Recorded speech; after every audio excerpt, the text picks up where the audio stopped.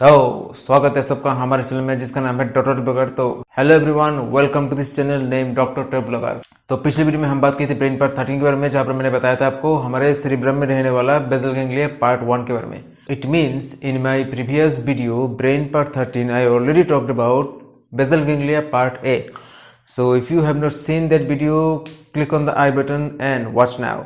अगर आप लोगों ने मेरा पिछला वीडियो नहीं देखे हो तो आई बटन में क्लिक करिए और जाके देख लीजिए, ठीक है।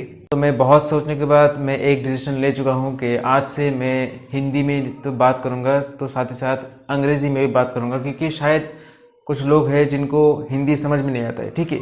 जिसलिए वो लोग ज़्यादा देखते नहीं है और मेरा वीडियो ज़्यादा शेयर भी नहीं करते हैं। तो अभी से मैं हिंदी और इंग्लिश दोनों ही बात करूँगा, और सबटाइटल जो मैं इतने महीनों से लिख रहा था वो मैं बंद कर दूँगा। After lots of brainstorming, I have already decided that from now I will speak in English, because I don't think that everyone understands in Hindi or can relate with my words. So my videos are extremely necessary for everyone. Everyone should know, everyone should understand about own body. It's not limited only for medical students, it's open for all. I mean everyone, okay? So from now I will speak in Hindi, also I will speak in English, no subtitles from now, okay? तो शुरू करते हैं हम brain part 14। Let's start our video from brain part 14। तो brain part 14 आपके लिए बहुत ज़रूरी है, क्योंकि आपको जानना पड़ेगा कि हमारा जो ये नॉर्मल एनाटोमी है बेसल गैंग्लिया का, किसके साथ किसका कनेक्शन है। I mean in this video brain part 14 you have to know that how basal ganglia connects with adjacent structures, okay. तो कनेक्शंस के लिए सबसे पहले आपको जानना पड़ेगा कि मेनली दो तरह का कनेक्शन होता है हमारे दिमाग में। एक जहाँ मोटर एरिया जहाँ से सिग्नल भेजता है, और दूसरा है सेंसरी एरिया जहाँ से सिग्नल लेता है, रिसीव करता है। I mean you have to understand two pathways in our cerebrum, one is motor and one is sensory. Motor area send signals to the body via afferent nerves, I mean afferent neurons, okay. And in sensory area it takes or receives sensation from our body via efferent nerves, okay. जो nerve या neuron sensation भेजता है, काम करने का order भेजता है पूरे बॉडी में, ब्रेन से जाता है, इसको हम कहते हैं एफरेंट। और जो नर्व या न्यूरॉन पूरे बॉडी से सेंसेशन रिसीव करके ब्रेन में लाता है, आओ आओ राजा आओ, ठीक है, तो इसको हम कहते हैं ईफरेंट, ठीक है। एक होता है एफरेंट, ए अंग्रेजी लेटर ए से शुरू होता है, दूसरा है ईफरेंट, अंग्रेजी लेटर ई से शुरू होता है, ठीक है, A B C D E, ये तो आप जानते ही हो, हर कोई जानता है। Anyway, so first of all we talk about afferent, ठीक है, एफरेंट नर्व्स या एफरेंट न्यूरॉन्स। पहले हम बात करते हैं एफरेंट न्यूरॉन्स के बारे में। अब एफरेंट न्यूरॉन्स मेनली 3 तरह का होता है हमारे बेसल गैंग्लिया के साथ, ठीक है। In basal ganglia there is 3 afferent way. These are, first one is connecting from cerebral cortex, okay. पहला कनेक्शन होता है हमारा सेरिब्रल कॉर्टेक्स, मतलब हमारा सेरिब्रम के साथ बेसल गैंग्लिया का जो कनेक्शन है। दूसरा second one is connecting of basal ganglia with substantia nigra, मतलब बेसल गैंग्लिया जो होता है इसके साथ सबस्टेंशिया नाइग्रा का कनेक्शन होता है। Third option is basal ganglia connecting with thalamus. तीसरा होता है थैलामस के साथ जो बेसल गैंग्लिया का कनेक्शन है, ठीक है। From cerebral cortex, thalamus, substantia nigra, from these 3 area signals are going to the basal ganglia. Now one by one I will talk about these pathways, okay. If your ear is bleeding, then forgive my dangerous killer English speaking, okay. It means I am very bad at English speaking, okay, so please forgive me. So first of all I will talk about the connection between basal ganglia and our cerebral cortex। मतलब मैं अभी बात करूंगा हमारे basal ganglia और cerebral cortex का, जो हमारा जो सेरिब्रम है इसका कनेक्शन कैसे कैसे बनता है।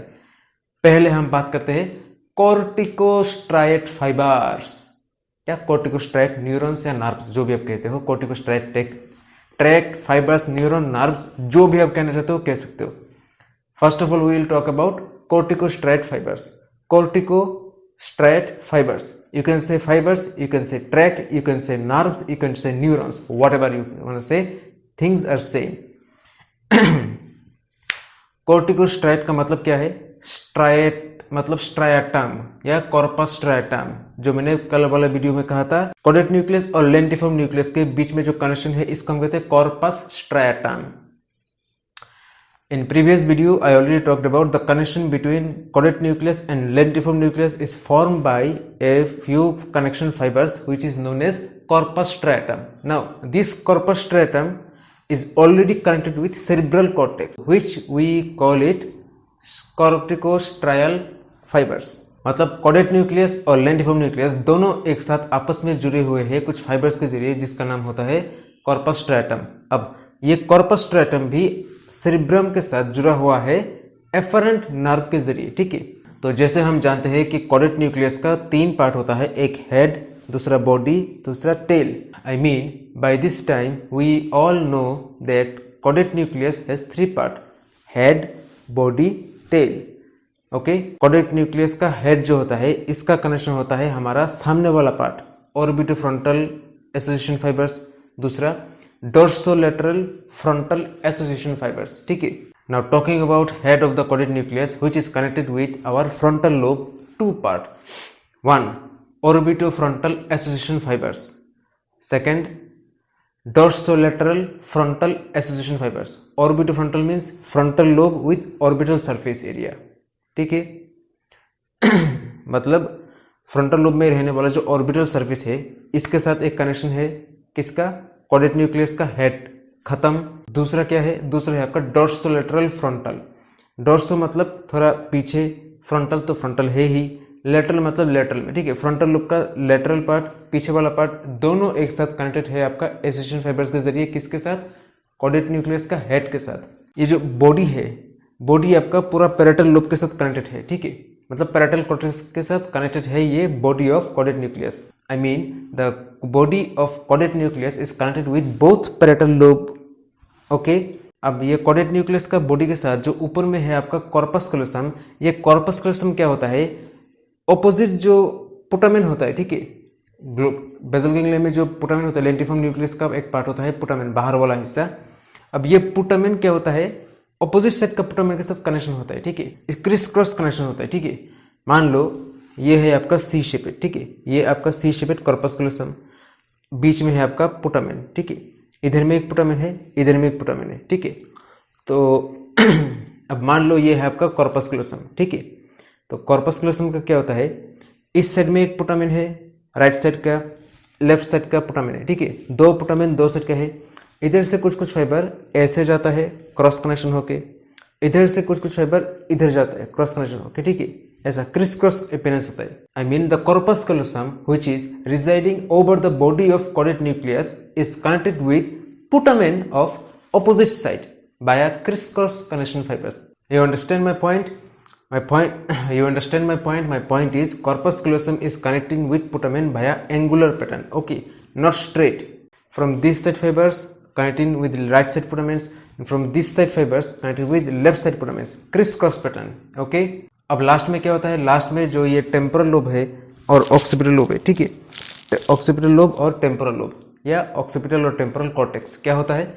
ये दोनों आपका कॉर्डेट न्यूक्लियस का जो पूंछ है, टेल ऑफ कॉर्डेट न्यूक्लियस, इसके साथ जुड़ जाता है और कुछ कुछ फाइबर पुटामेन के साथ जुड़ जाता है। I mean this temporal lobe and occipital lobe और टेम्पोरल और ऑक्सीपिटल कॉर्टेक्स।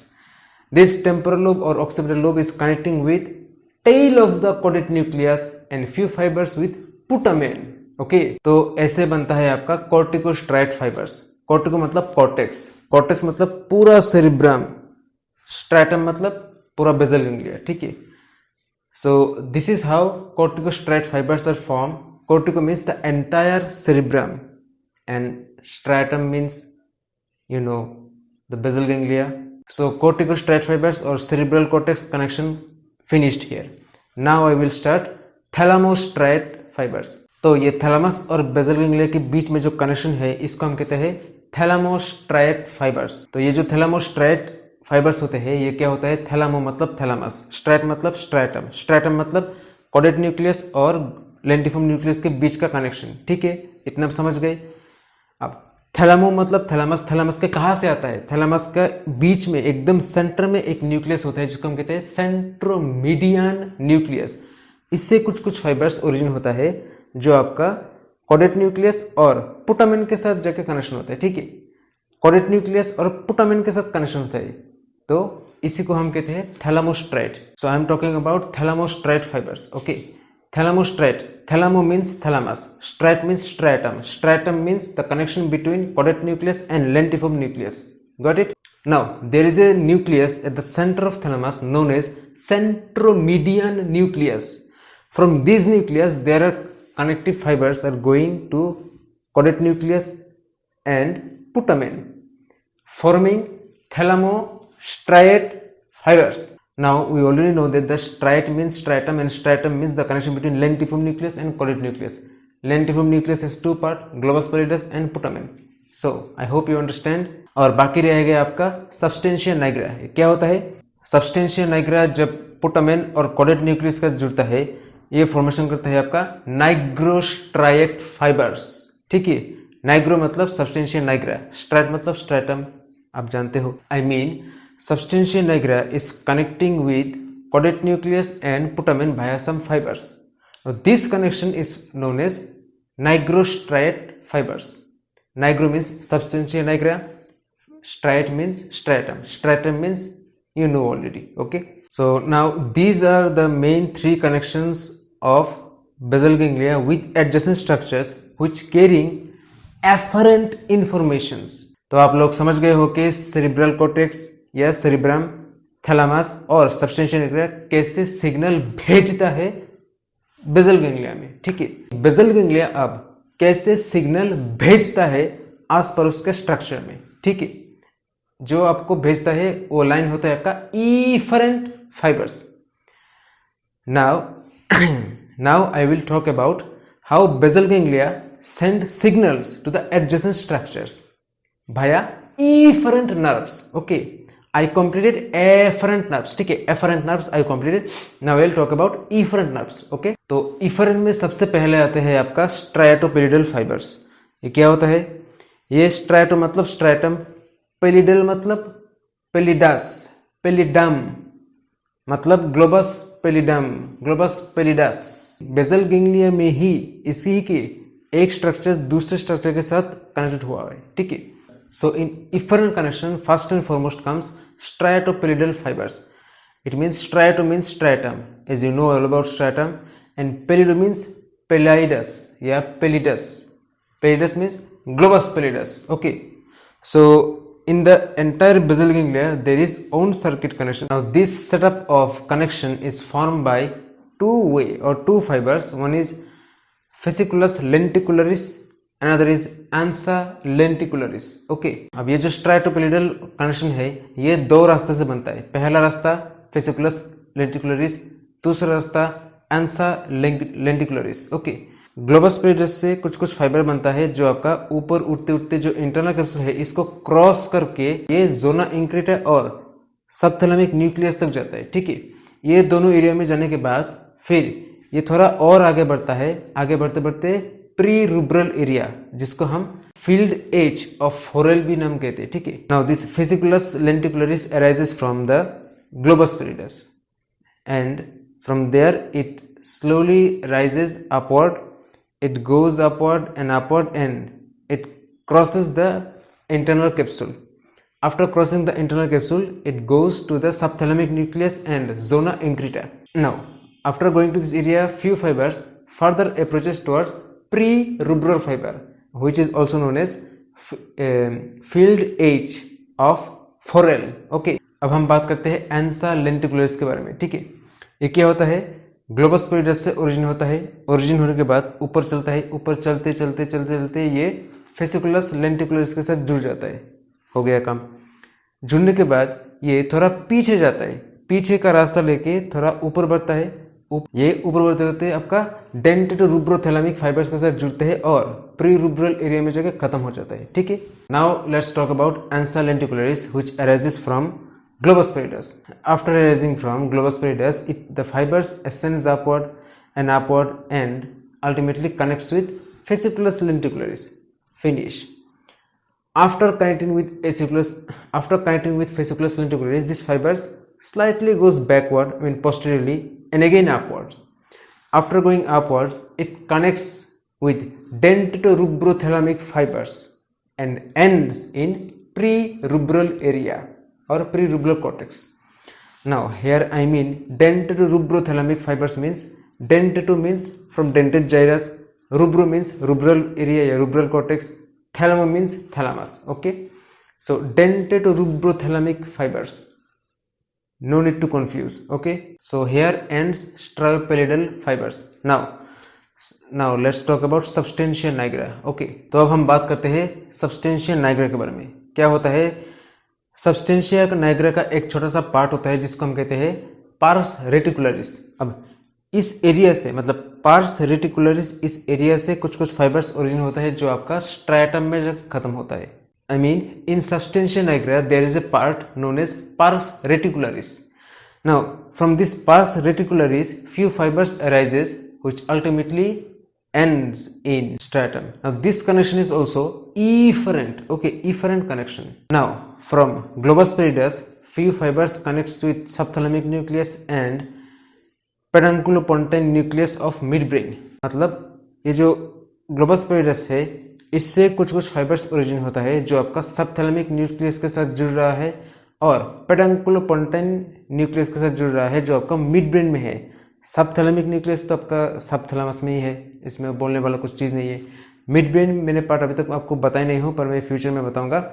इसमें एक पार्ट आता है जहाँ पे आपका पेडंकल्स होते हैं और इसमें आपका पोंटाइन पार्ट होता है. ठीक है, तो पेडंकुलोपोंटाइन न्यूक्लियस एक जगह में होता है जो आपका मिड ब्रेन में आता है. ठीक है, तो ऐसा होता है आपका कनेक्शन. तो इधर में आप एक चार्ट देख रहे हो. ठीक है, जहाँ पे मैं आपको दिखा रहा हूँ सेरिब्रल कॉर्टेक्स आपका स्ट्रैटम के साथ जुड़ा हुआ है और ये स्ट्रैटम आपका ग्लोबस पेलिडस या पेलिडस के साथ या पेलिडम के साथ जुड़ा हुआ है. ठीक है, ये जो कॉर्पस स्ट्रैटम है या स्ट्रैटम है ये डायरेक्टली पेलिडस या ग्लोबस पेलिडस के साथ साथ सबस्टेंशिया नाइग्रा के साथ भी डायरेक्टली जुड़ा हुआ है. ठीक है, in this chart you can see that cerebral cortex is connecting with stratum, your corpus stratum. Now this stratum is connecting with directly pallidus, I mean globus pallidus. Okay, also it is directly connecting with substantia nigra. Okay, अब ये जो globus pallidus है ये directly आपको thalamus के साथ जुड़ रहा है. ठीक है, now globus pallidus is connecting with thalamus directly. Okay, now substantia nigra is connecting with thalamus and superior colliculus. अब ये जो substantia nigra है ये thalamus और superior colliculus के साथ भी जुड़ा हुआ है. ठीक है, thalamus तो हम समझते हैं कि एक ऑर्गन है. superior colliculus क्या है? superior colliculus है आपका डीप लेयर, बहुत गहराई में होता है ये परत. ठीक है, डीप लेयर मतलब बहुत ही डीप होता है, एकदम सेंटर में रहता है हमारे सेरिब्रम के. ठीक है, तो इसके साथ कनेक्शन हुआ होता है. ठीक है, अब सुपीरियर कोलिकुलस काम क्या करता है वो हम बाद में बात करेंगे. ठीक है, अब ये जो डीप पार्ट, अब जो ये गहराई में है आपका सुपीरियर कोलिकुलस, ये क्या होता है हमारे स्पाइनल कॉर्ड के साथ जुड़ जाता है. ठीक है, और कुछ रेटिकुलर फाइबर्स के साथ जुड़ता है. रेटिकुलर फाइबर्स काम क्या करता है हम बाद में बात करेंगे. स्पाइनल कॉर्ड क्या काम करता है वो भी हम बाद में बात करेंगे. ठीक है, now as you can see globus pallidus is directly connecting with thalamus. This superior colliculus is connecting with spinal cord which I will talk very later, and it is also connecting with reticular fibers which I also will talk about in future. Okay, now from this thalamus fibers are connecting to the entire cerebrum. मतलब ये जो thalamus है इस thalamus के साथ साथ पूरा brain जुड़ा हुआ है. ठीक है, तो ये है आपका अल्टीमेट बेसल गैंग्लिया का कनेक्शंस, इसके साथ इसका उसके साथ इसका जुड़ा हुआ है. ठीक है, अब कौन सा कनेक्शन कैसा कैसा काम करता है वो हम फिजियोलॉजी चैप्टर में बात करेंगे. ठीक है, so these are all about your connections between basal ganglia and our entire adjacent structures. Now how this connection works, this part we will talk about in physiology chapter. Okay, so if you like my content then share it, subscribe it. अगर आपको मेरा video अच्छा लगता है तो like करो, subscribe करो, share करो. सो सी यू सून, बाय.